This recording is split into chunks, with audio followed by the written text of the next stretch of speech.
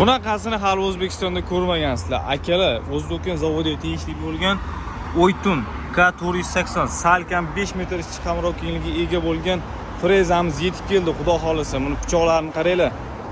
İtalyanskiy bo'ladi pichoqlari. Naq 108 dona pichoq ishlatilgan ushbu frezamizda. Og'irliklarini ham aytib o'tib ketay birdan. Og'irliklari 3 tonna. 210-220 otishdan tepa traktorlarimiz uchun ushbu apparatimiz. Orqasida katogini ko'rsatib o'tay. Mana katogi yulduzchali bilsanglar. Sirkonda ham xuddi shunday katogdan turadi. Oldida undan tashqari g'ildirakni bosgan izini birinchi yumshatib keladigan ikkita rexleniya ham ishlatilgan akalar.